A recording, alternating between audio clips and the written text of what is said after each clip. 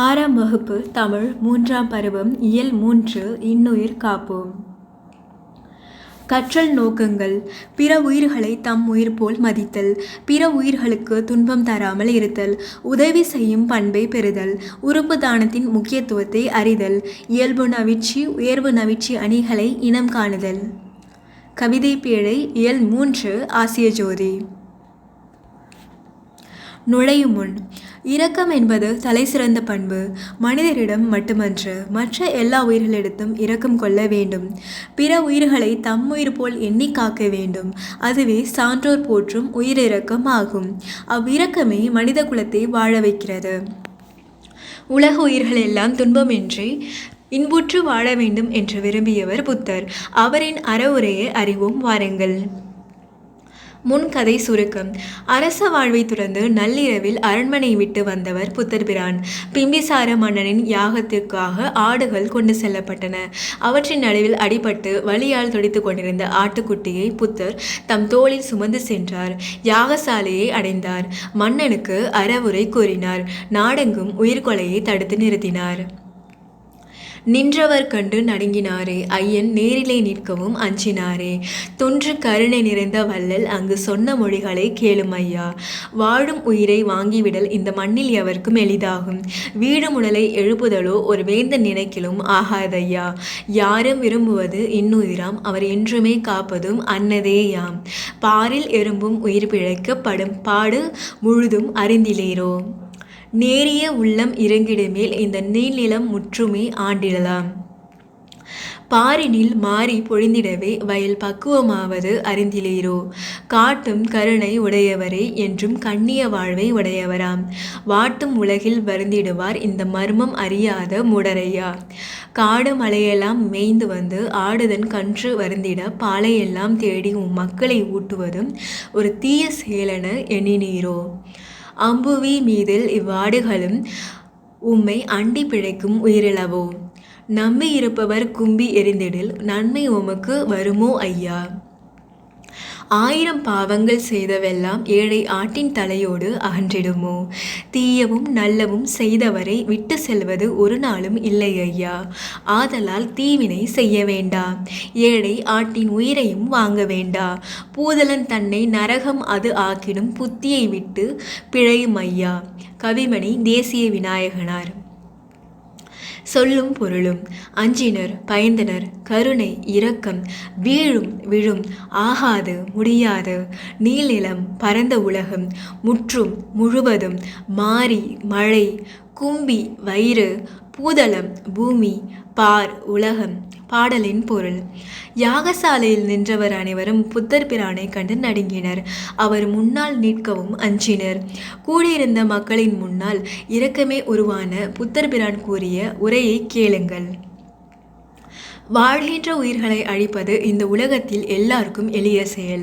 ஆனால் இறந்த உடலுக்கு உயிர் கொடுத்து எழுப்புவது மன்னனாலும் முடியாத செயல். எல்லாரும் தம் உயிரை பெரிதாக மதித்து பாதுகாக்கின்றனர். எறும்பு கூட தன் உயிரை காத்து கொள்ள பாடுபடுவதை அறியாதவர் உண்டோ.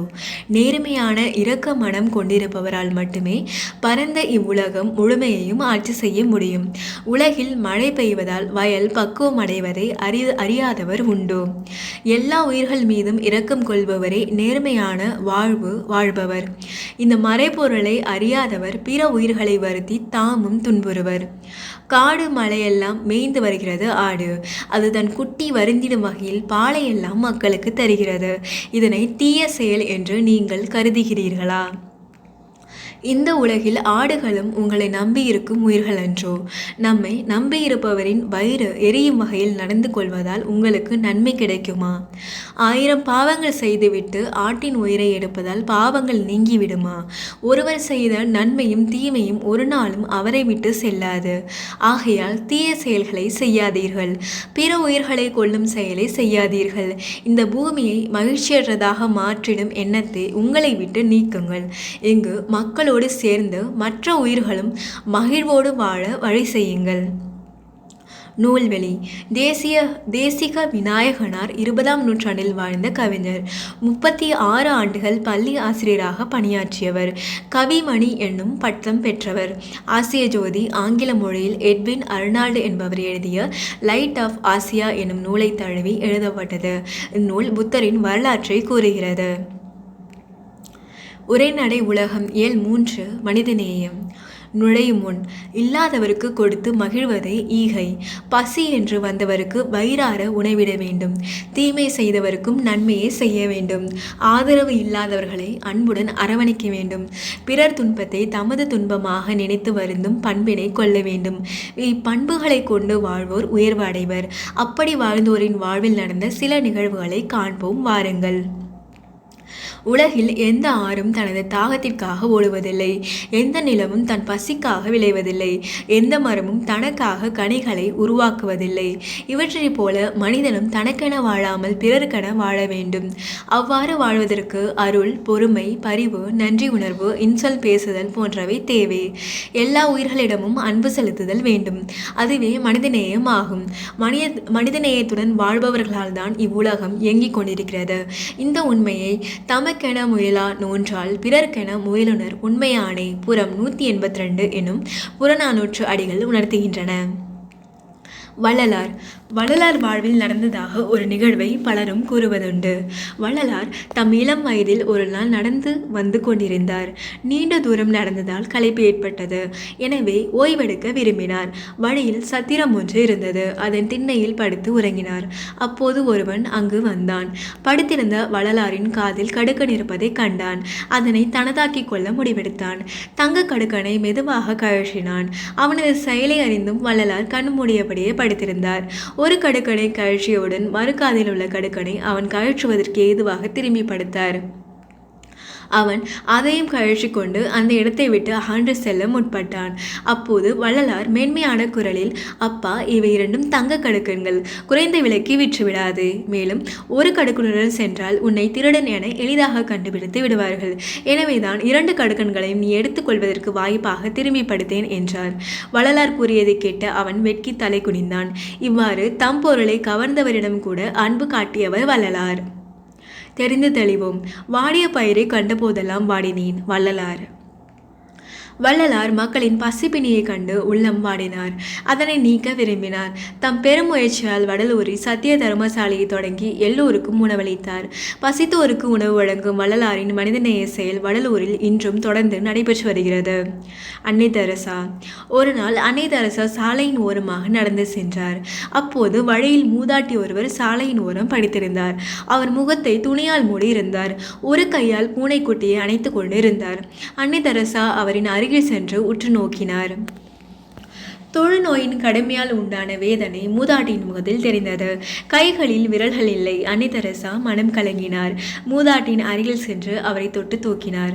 சாலை ஓரத்தில் படுத்திருப்பது ஏன் என கேட்டார். என்னை தொடாதீர்கள், என் நோய் உங்களுக்கும் தொற்றிக்கொள்ளும். என் உறவினர்களை என்னை வெறுத்து விலக்கிவிட்டனர். என்னுடன் பேசுவதில்லை. என்னை கண்டாலே விலகி ஓடுகின்றனர். இந்த பூனை மட்டுமே என்னுடன் இருக்கிறது என அழுதார் மூதாட்டி. இதை கேட்ட அன்னை தெரசா கண்ணீர் விட்டார். இவரை போல ஆயிரக்கணக்கான நோயாளிகள் உதவி செய்ய யாருமின்றி வாடுவதை கண்டார்.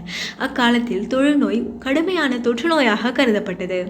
கருணை உள்ளம் கொண்ட அன்னை தெரசா அவர்களுக்கு தொண்டு செய்ய முடிவெடுத்தார். தமது இறுதி காலம் வரை பிறருக்காகவே வாழ்ந்தார். மக்களுக்கு செய்யும் பணியை இறைவனுக்கு செய்யும் பணி என்று வாழ்ந்தார். அதனால் அமைதிக்கான நோபல் பரிசு அவரை தேடி வந்தது. தெரிந்து தெளிவும். வாழ்க்கை என்பது நீ சாகும் வரை அல்ல, மற்றவர் மனதில் நீ வாழும் வரை. அன்னை தெரசா. கைலாஷ் சத்யார்த்தி. அன்னை தெரசாவிற்கு அடுத்து அமைதிக்கான நோபல் பரிசு பெற்ற இந்தியர் கைலாஷ் சத்யார்த்தி. இவர் சிறு வயதில் தினமும் பள்ளிக்கூடம் செல்லும் பொழுது சாலையோரத்தில் ஒரு சிறுவனை காண்பார். அவன் தன் தந்தையுடன் அமர்ந்து வேலை செய்து கொண்டு இருப்பான். ஏன் அந்த சிறுவன் தன்னை போல் பள்ளிக்கு வரவில்லை என்ற கேள்வி அவர் உள்ளத்தில் உறுத்தி கொண்டே இருந்தது. தம் ஆசிரியரிடமும் பெற்றோரிடமும் இக்கேள்வியை கேட்டார். பணம் இல்லாததால் அச்சிறுவன் பள்ளிக்கு வரவில்லை. வீட்டின் உணவு தேவையை நிறைவு செய்ய பணம் வேண்டும். எனவே அவன் பணம் ஈட்ட வேலை பார்க்கிறான் என்ற பதில் கிடைத்தது. அந்த பதில் அவருக்கு மிகுந்த மன வருத்தத்தை கொடுத்தது. அவருடைய மனிதநேயம் பிற்காலத்தில் அவரை பள்ளி செல்லாத குழந்தைகள் மேல் பரிவு கொள்ள வைத்தது. அதற்காக அவர் குழந்தைகளை பாதுகாப்போம் எனும் இயக்கத்தை தொடங்கினார். அந்த இயக்கத்தின் மூலம் குழந்தை தொழிலாளர் முறையை ஒழிக்க பாடுபட்டு வருகிறார். கடந்த 30 ஆண்டுகளில் 86,000 குழந்தை தொழிலாளர்களை மீட்டுள்ளார். உலக குழந்தைகள் கல்வி உரிமைக்காக 103 நாடுகளில் 80,000 கிலோமீட்டர் தூரம் நடைபயணம் சென்றுள்ளார். குழந்தைகளின் கல்வி மற்றும் உரிமைக்காக நாடு கடந்து பரப்புரை ஆற்றி வருகிறார். தெரிந்து தெளிவோம். குழந்தைகளை தொழிலாளராக மாற்றுவது மனித தன்மைக்கு எதிரான குற்றம். உலகத்தை குழந்தைகளின் கண் கொண்டு பாருங்கள், உலகம் அழகானது. கைலாஷ் சத்யார்த்தி. இவரை போல் மனிதநேயம் மிக்க பலர் உள்ளனர். அமைப்பாக உதவுவது மட்டுமன்று, சூழலுக்கேற்ப மனிதநேயம் கொள்ளும் இவர்களைப் போல நாமும் மனிதநேயத்துடன் நடந்து கொள்ள வேண்டும். நமக்குள் இருக்கும் மனிதநேயத்தை மலர செய்ய வேண்டும். எங்கே அன்பு இருக்கிறதோ அங்கே மனிதநேயமும் இருக்கும். விரிவானம் இயல் 3 முடிவில் ஒரு தொடக்கம். நுழையும் முன் பொன்னையும் பொருளையும் வாரி வழங்குவது மட்டும் வள்ளல் தன்மை அன்று. நமது இறப்பிற்கு பின் மண்ணுக்கு செல்லும் உடல் உறுப்புகளை பிறர் வாழ வழங்குவதும் வள்ளல் தன்மையே. உறுப்பு கொடை செய்வோம், மண்ணில் ஒருவரையாவது வாழ வைப்போம். இன்றை இந்த சூழலை ஏற்போம். உறுப்பு கொடை பற்றிய விழிப்புணர்வை ஏற்படுத்திய நிகழ்வை அறிவோம் வாருங்கள். பெங்களூரு மாலை நேரம். அம்மா, என் தோழிகள் வந்து இருக்கிறார்கள், எங்களுடன் விளையாட வரமாட்டாயா என்று கேட்கிறார்கள். அவர்களுடன் நான் விளையாடப் போகட்டுமா? அம்மாவும் அப்பாவும் கண் கலங்குகின்றனர். உன் உடல்நிலை சரியாகட்டும் கண்ணு, நீ சீக்கிரமே விளையாடப் போகலாம், சரியா? சரிம்மா, எனக்கும் அவர்களுடன் சேர்ந்து விளையாட ஆசைதான். ஆனால் முன்பு போல் என்னால் ஓடியாட முடியவில்லை, மூச்சு விடவும் சிரமமாக உள்ளது என்று தாயிடம் சொல்லிவிட்டு பிறகு தோழிகளை அனுப்பிவிட்டு உள்ளே வந்தாள். திருக்கழுக்குன்றம் மாலை நேரம். அம்மா, என் நண்பர்கள் விளையாட அழைக்கிறார்கள், நான் விளையாடப் போகட்டுமா என்றான். விளையாடிட்டு சீக்கிரமாக வந்துவிட வேண்டும் என்று கூறிய அம்மாவிடம் சரிம்மா என்று கூறி நண்பர்களுடன் விளையாட தனது இருசக்கர வாகனத்தில் வெளியே சென்றான். நண்பர்களுடன் சேர்ந்து விளையாடினான். நேரம் போனதே தெரியவில்லை. வீட்டிற்கு புறப்பட்டான். நண்பர்களோடு விளையாடியதை மகிழுடன் அசை போட்டுக்கொண்டு வீட்டை நோக்கி சென்றான். நேரமாகிவிட்டதே, பெற்றோர் கவலைப்படுவார்களே என்னும் சிந்தனையுடன் வாகனத்தை ஓட்டினான். பெங்களூரு. உங்கள் மகளின் இதயம் நாளுக்கு நாள் வலுவிழந்து கொண்டே வருகிறது. இதயமாற்று அறுவை சிகிச்சை ஒன்றுதான் கடைசி நம்பிக்கை. அதற்கு முயற்சி செய்யுங்கள் என்று மருத்துவர் கூறியது நினைவிற்கு வந்தது. எந்த வழியிலாவது தம் மகளின் இதயம் சரியாகிவிடாதா என்ற ஏக்கத்துடன் படுக்கையில் இருக்கும் தம் ஆசை மகளின் நிலை கண்டு பெற்றோர் உள்ளம் பதைத்தனர். கவலையோடு மகளின் படுக்கை அருகில் அமர்ந்திருந்த பெற்றோர் தம்மை அறியாமல் உறங்கிவிட்டனர். திடீரென கண் விழித்தனர்.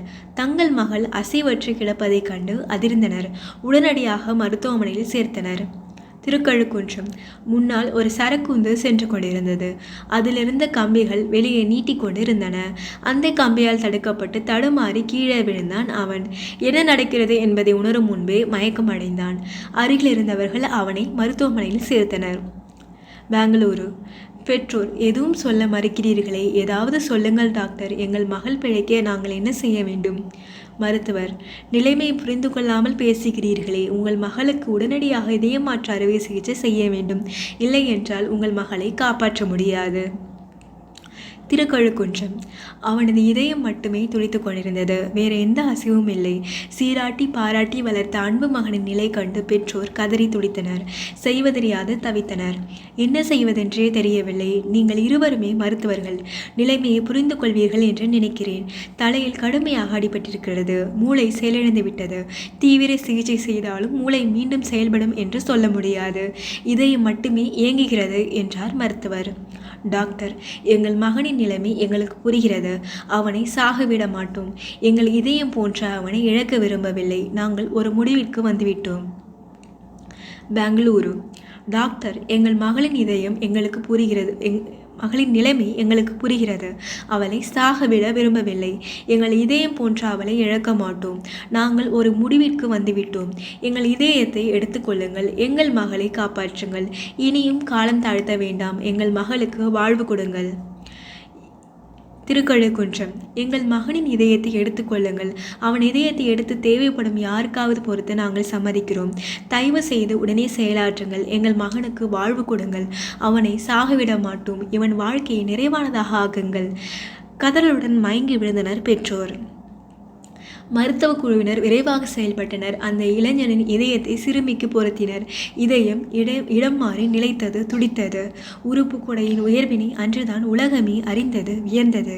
மனித நேயத்தின் மகத்தான சாதனையாக தம் மகனின் துடிக்கும் இதயத்தையே கொடையாக தந்த இக்கால வள்ளல்கள்தாம் அசோகன், புஷ்பாஞ்சலி என்ற மருத்துவ தம்பதியினர். சிறுமிக்கு பொருத்தப்பட்ட இதயத்திற்குரிய அந்த இளைஞரின் பெயர் ஹிதேந்திரன். பிறந்தபோது பெற்றோரின் உள்ளத்தை கொள்ளை கொண்டதால் ஹிதேந்திரன் என்று பெயரிடப்பட்டான். அவன் இறந்தபோது உலகத்தார் இதயங்களை எல்லாம் கொள்ளை கொண்டான். இதயம் கொடுத்து இதயங்களை வென்ற ஹிதேந்திரனை இவ்வுலகம் என்றென்றும் நினைவில் நிற்கும். கற்கண்டு இயல் 3 அணி இலக்கணம். எதிலும் அழகை காண விரும்புவது மனிதர்களின் இயல்பு. நாம் நம்மை அணிகலன்களால் அழகுபடுத்திக் கொள்கிறோம். அதுபோல கவிஞர்கள் தங்கள் கற்பனை திறத்தாலும் புலமையாலும் தாங்கள் ஏற்றும் பாடல்களில் அழகை சேர்க்கின்றனர். இதனை விளக்குவது அணி இலக்கணம் ஆகும். அணி என்பதற்கு அழகு என்பது பொருள். கவிஞர் தமது கருத்தை சுவையோடு சொல்வதற்கு உதவுவது அணி.